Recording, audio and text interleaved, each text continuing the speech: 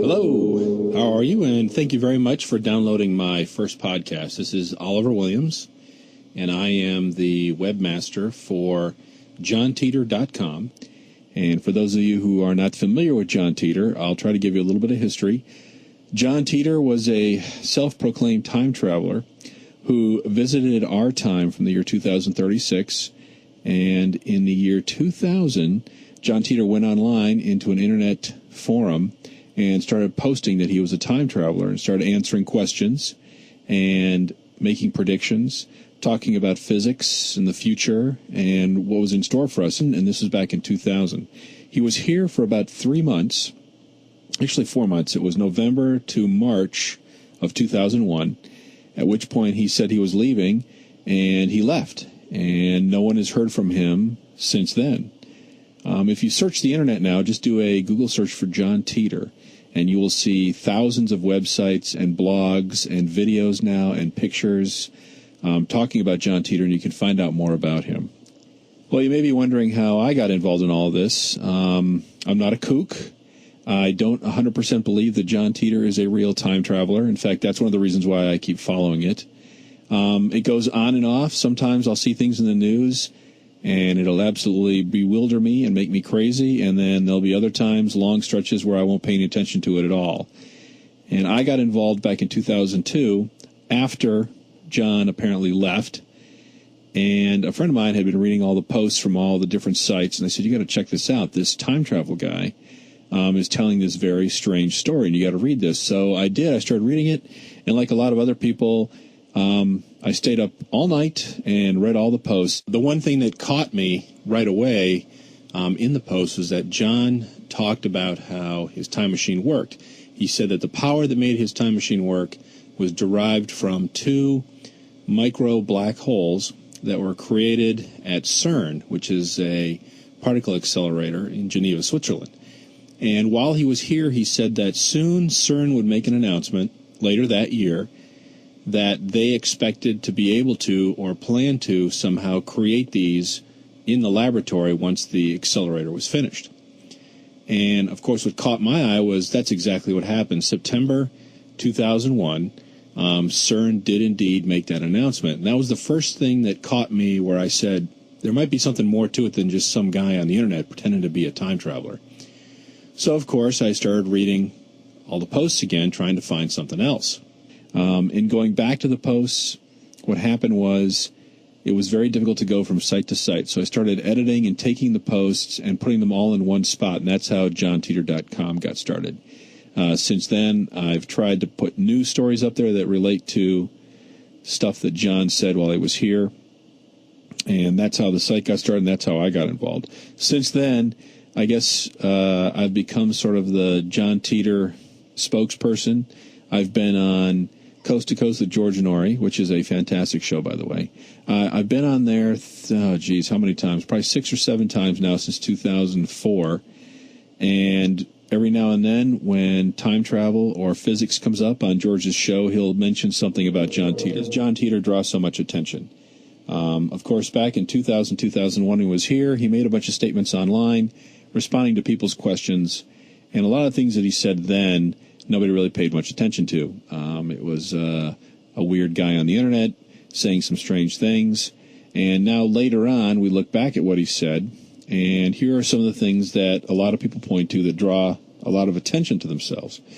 John spoke many times about war in the Middle East, and he made a statement that there would be no WMDs found in the Second Iraqi War. And keep in mind, this is before 9/11. This is around February 25th, 2001 is when he made that statement. February 19th, 2001, he said China would be the next to put a man in orbit. We shouldn't be surprised that happens soon. In October of 2003, that's exactly what happened. It wasn't Japan, it wasn't France, it was China. And John said that was going to happen. What else we got here? He talked many times about problems with space shuttles. He said that Stephen Hawking would change his theory about mini black holes, which some people feel that he did. So those are just a few things that John spoke about. And if you want to read the post yourself, you can either go to my site, do a Google search for John Titor, look it up yourself, and you can read it. So why was John here? John claims to have been a soldier in the year 2036 who was sent on a mission back to 1975 to get a computer that was manufactured by IBM called the 5100. And this computer was a small computer, it was a desktop compared to the other computers then, and it fit on a tabletop. And according to John, this computer had special properties that IBM had built into it that they were aware of in the future, that they needed to, solve some problem in the future. The interesting thing about this is that after John left, some IBM engineers did come forward who had worked on the 5100, saying that John was absolutely right, that the things that he claimed were built into it, IBM did indeed build in there, and they did not make it known to the public, and that only a handful of people would have known about this. So either John was a real time traveler, or he was one of these people that knew about this function of the computer. A lot of people point to this and say, that disqualifies him as being a time traveler right away. It's a silly notion that they would send somebody back. If they had the ability to build a time machine, why would they need to go back and get an old computer? And the interesting thing about that is if you look now, in fact, there's a story on our website, this is a while ago, NASA scours eBay looking for computer parts for their space shuttles. So the idea of having to go back to old equipment to repair or fix new equipment is not really that stupid of an idea. So it is plausible that that could be a reason why someone would travel in time. Move to the news section of my podcast, and one of the things that we do on our site is people send me links to news stories, or I'll find other stories myself that are about things John spoke about when he was here in 2000, 2001 that are happening now. And this one is an interesting one. While John was talking to people online, he was asked a question about poetry. Did he remember any poetry from the future that he could share with us? And he did. He said there was a poem called A Soldier's Winter. And he read a few lines from the poem, and it goes like this. The day before, it wasn't snowing. The trees are strangers, leering, disapproving in the ash of winter. My world, my life, my wandering path. I pray God's eyes may once again gaze upon me and remind me that I'm still his child. So those were the words of the poem that John could remember. And again, it's important to realize that he wrote that in 2000, 2001. So now, the news story, which is a retired Army colonel named Larry Cluck, has written a poem in 2005 entitled A Soldier's Winter. And this is one of the lines from his poem. Each day now of the coming season seems to be getting shorter and shorter. Sunrises and sunset seem closer and closer together. Winter is approaching much too fast. All my skills, all my training, all my abilities as a soldier can't stop it. All we can do is have memories of the past. Now, even though the poems have the same title and the same types of ideas in them, John says this about his poem. He says, I only think I remember the first line, but not the last one. It was quite a few more lines that I don't remember. So he's talking about the poem that he just read. He doesn't remember it too well. It is rumored this was written first as a letter by a soldier. After he died, it was added to and edited by others. So now we have two poems, same title, one written in 2005, one John is talking about in the future, and the one he's talking about was edited. John goes on to say, in my opinion, it has become a symbol for the collective guilt of my parents' generation for what became of the world. So now the question, is the poem A Soldier's Winter that was written by Larry Cluck in 2005 the same poem John was referring to in the year 2001 after he had heard it in the future and was talking about it with us then. Another question that John was asked had to do with medicine. He was asked, do medical advances in 2036 have anything to do with genetics? And John answers, again, I'm no expert. I believe there's a great deal of progress in treating the cancer cells with modified viruses, so I guess the answer is yes. In the news, cancer-fighting virus shows promise in early clinical trial. A virus that has been specifically designed by scientists to be safe to normal tissue but deadly to cancer is showing early promises in preliminary study. Researchers said at the ESMO conference in Switzerland. The virus called NV1020 is a type of herpes simplex virus modified so that it selectively replicates in virus cells, killing them in the process.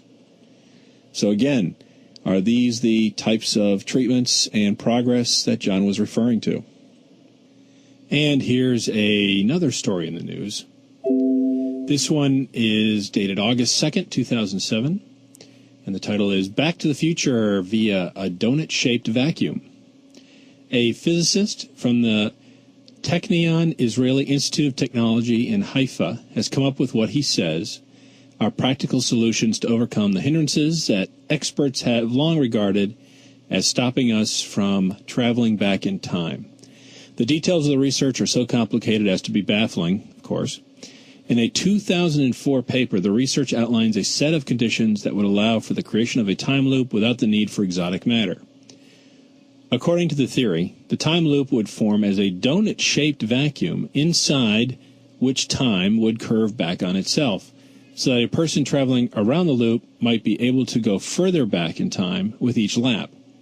A sphere containing a non-exotic but unidentified matter would in turn surround the loop. Now, the reason this story is interesting is because one of the things John did while he was here was he spoke at great length in detail about the physics of how his time machine worked. And this is dated February 14th, 2001. This is from John's post, and he was describing the steps of how his time machine worked. And what he wrote was, rotating black hole equals donut-shaped singularity. Fortunately, most black holes are not static. They spin. Spinning black holes are often referred to as Kerr black holes. A Kerr black hole has two interesting properties. One, they have two event horizons.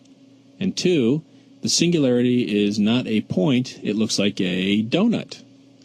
These odd properties also have a pronounced effect on black holes' gravity. There are vectors where you can approach the singularity without being crushed by the gravity.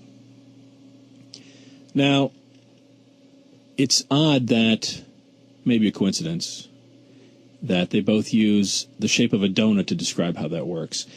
But what's even more interesting is, of course, John stated all this in 2001, and is it just now that scientists are getting around to figuring this out in 2004? The last story that I have is about the Olympic Games in China in 2008. And the reason I bring this up is because one of the major criticisms against John has been one of the statements he made about the Olympics. He said that there would be no official Olympics after 2004.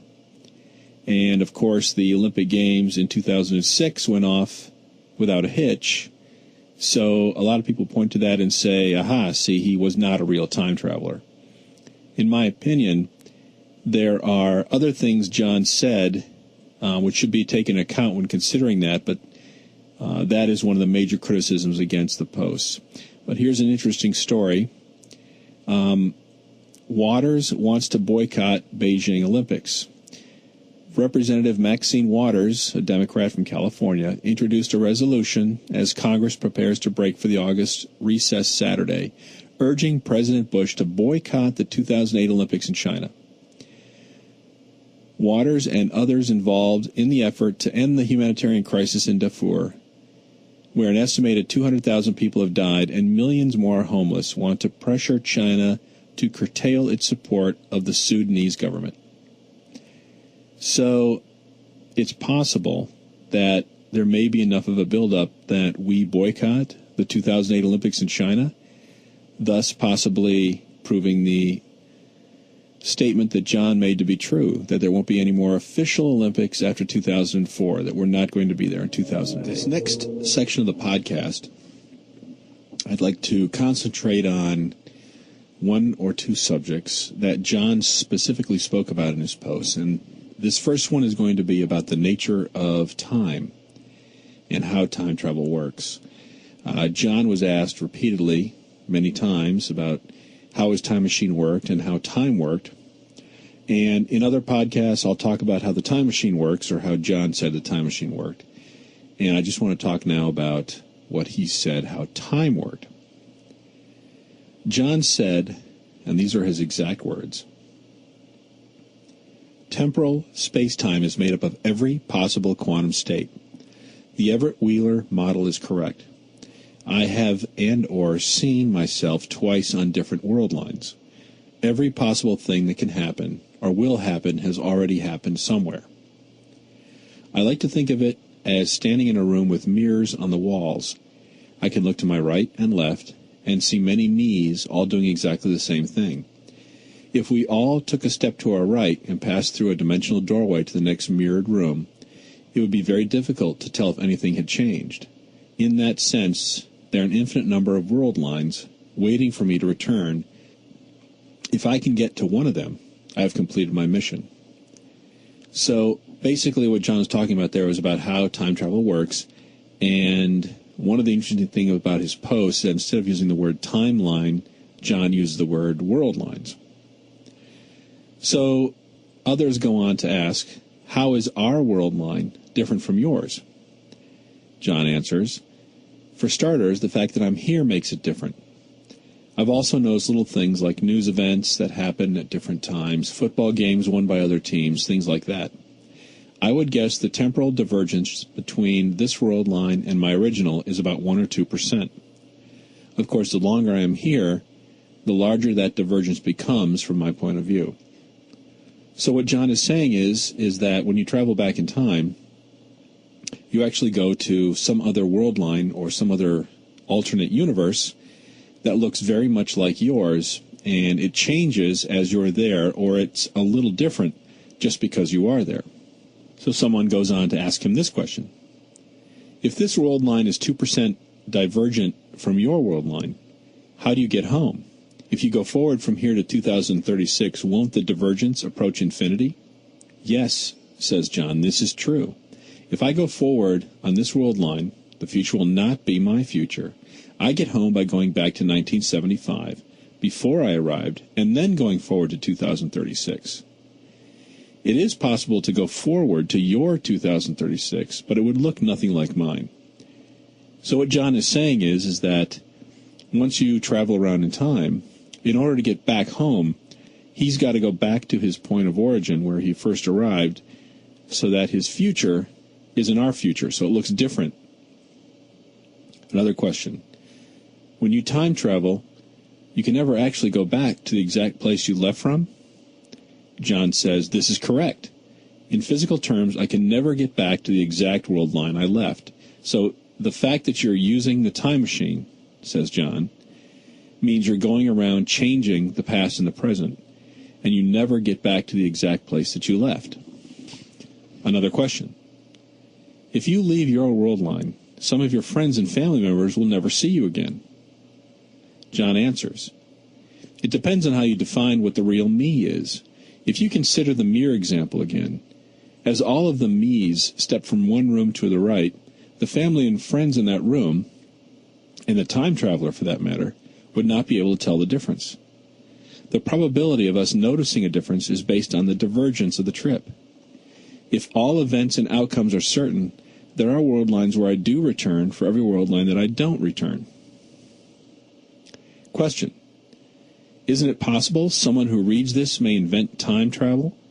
When John leaves, no one will remember him, and this will all be forgotten. John replies, this statement is quite insightful. One of the reasons I have been communicating this way is so that others that do not post who I have directed here can see some of the information I have shared with you. Okay, I want to refer now to the August 8th Coast to Coast show with George Norrie. This is 2007. And the guest was Ron Mallett. And for those of you who don't know who Ronald Mallett is, he is a Ph.D., the professor of physics at the University of Connecticut. And he's been in the news lately also, if you look him up with a Google.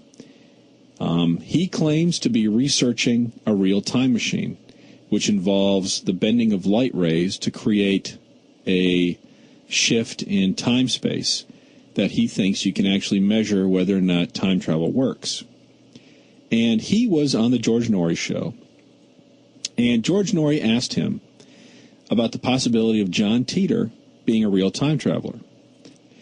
As any scientist would probably do in front of the public, Dr. Mallett said no, he did not believe John was a time traveler. But it was the reason that he gave that surprised me. Mr. Mallett said that in order to believe it, he would have to see the machine, and that his theory is based on real science. I find this answer from Dr. Mallett interesting for a couple of reasons. First off, seeing the time machine may not really be what he means. In fact, John did show us pictures of his machine online, or at least some sort of machine, and I don't think that changed anybody's mind. In fact, everybody started arguing over the validity of the pictures. What I think Dr. Mallett really meant was that he wanted to touch the machine, or he wanted to be near the machine, or maybe even that he really wanted to use it himself to go back in time. And if you think about it, that may be the only way a time traveler could ever prove that he's really who he says he is to allow you to use his machine to go back in time. The interesting thing is that how does Dr. Mallett expect anyone to believe him if he's successful in creating his time machine? Would he have to let someone use it or see it? Imagine an astronaut trying to convince Dr. Mallett that he went to the moon. Would Dr. Mallett ask him, I don't believe you, I want to see the ship that you used to actually go there? Or would he actually have to go to the moon himself in order to believe it? Again, I guess this goes back to a fundamental question, which is, how do you prove you're a time traveler? And I submit that traveling in time with the person you're trying to convince is probably the only way to do it.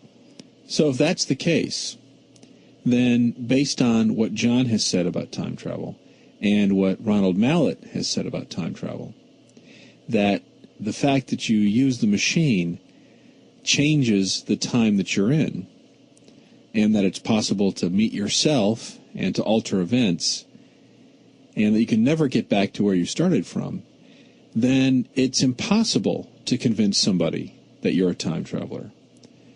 Because taking them for a ride means they'll never get back to their friends to tell them, hey, I was just hanging out with a time traveler, since they're going to take them to a different reality anyway. On top of that, I can't imagine that whoever you would show your time machine to wouldn't want to take it from you or to continue to use it, and that would present its own set of problems. So I guess I would urge Dr. Mallett to think more about that, since he's planning on becoming a real time traveler himself someday. The other reason I think Dr. Mallett's answer is interesting is he mentions the science, or, as I suspect what he really means, is the lack of science in what John was saying. However, I can't help but notice the similarities between what I just read you, John said, and some of the things Dr. Mallett said on the Coast to Coast show about how he believes time travel works.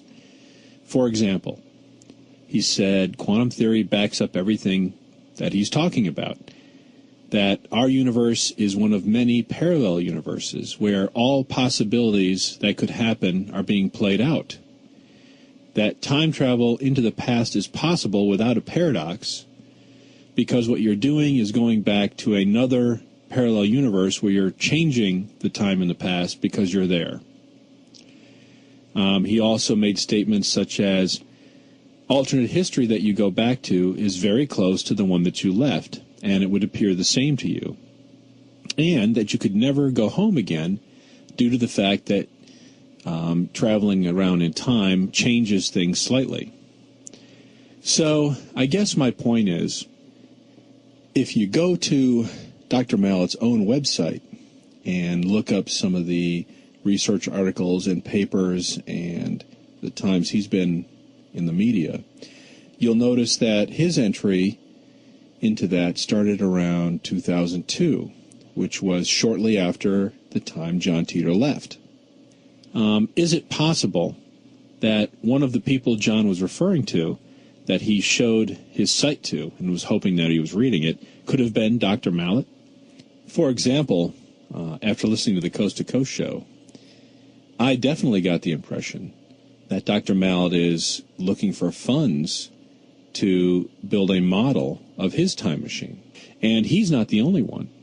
There's another physicist at the University of Washington named Dr. Kramer, and he's also looking for funds to build a time machine. In fact, I think he just got funds from the Department of Defense to build his time machine. And again, if you go back and look at what Dr. Kramer is saying, it's very similar to what John was saying 7 years ago. So, taking all this into account, you tell me, is it even a little strange that reputable physicists looking into time travel are echoing exactly the same things John stated 7 years ago and are now out looking for funds to build real time machines? And at the same time, they are denying that John Titor is real, that he has any validity, that anything he said could possibly be true, and then they turn around and say exactly the same things. I hope you enjoyed my first attempt at a podcast. Again, I very much appreciate the fact that you spent the time to listen to this and to download it. If you want more information about John Titor, I'm going to try to post more podcasts as more news and more developments happen. And I would urge you to take a look at our site, johntitor.com, JOHNTITOR.com. Also, if you do a Google search, you'll find many other sites that talk about John. The first website that he appeared on was called the Time Travel Institute, and that's another fine website where there are many discussions going on about time travel. I would also urge you to try the anomalies.com site, which is another good site for time travel and paranormal issues. And also to go to the Coast to Coast with George Norrie site and do a search for John Titor, and you can find all my old shows there, as well as many other subjects about time travel and paranormal activity. So I hope this isn't the last time that you listen to me. And again, I want to say thank you, and goodbye.